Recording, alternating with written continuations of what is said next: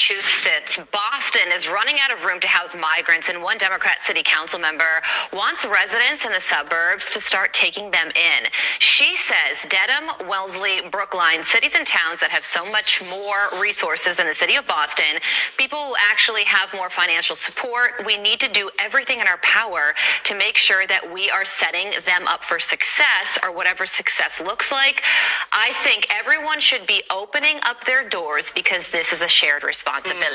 Grace Curley lives in a Boston suburb and is the host of the Grace Curley Show, and she joins us now. Grace, great to have you here. If I'm a resident of Wellesley, Dedham, or Brookline, I'm thinking, since when does your horrible sanctuary city policy, Councilwoman Mejia, create a responsibility for me? What say you, Grace? I agree. And when we saw this happening in Martha's Vineyard, it didn't go well. That was in 2022.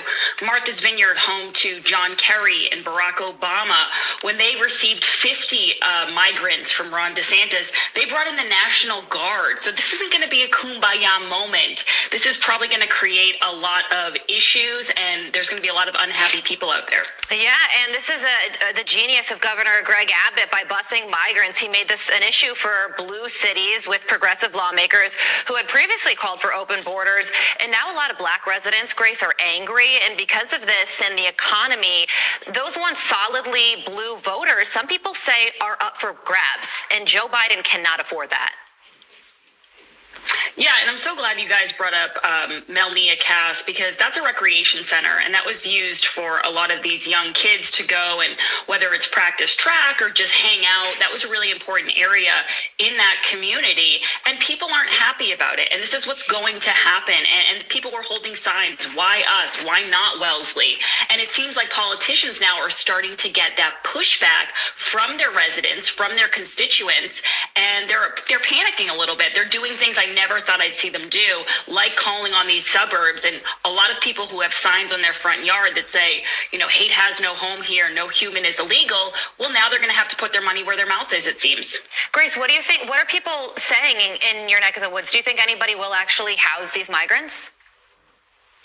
There's been a couple of local news stories about people in Brookline and other places taking in migrants. So some people aren't hypocrites. Some people say, listen, this is what I stand for, and I will take people in. I mean, it's not that many. It's not enough to handle the influx that we're seeing by any means. But there are some people, and I give them credit, who aren't afraid to say, listen, I have said I'm open to a sanctuary city or a sanctuary town, and so my door is open.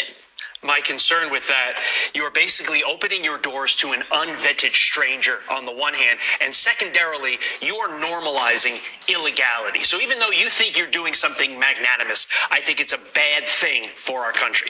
I want to get your thoughts on this before we let you go. The San Diego border sector just arresting 269 Chinese migrants on Monday. Take a look at this comparison, Grace. 450 Chinese nationals were encountered at our southern border in fiscal year 2021.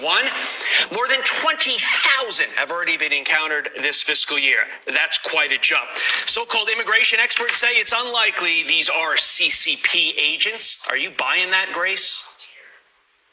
No, I'm not. And of course, not everyone who's coming into this country has nefarious intentions, but we'd be naive to not think people are taking advantage of this. And Todd, it actually goes back to what you just said. It's about the incentivization. It's about incentivizing people to come over here and making it obvious that we have a porous border, that you can get through, that there's not going to be a lot of punishment or even vetting if you want to do that. And if you're a Chinese national, or if you're anyone in any part of the world, and this is what you want to do, now seems to be the time. Especially, we're heading into an election.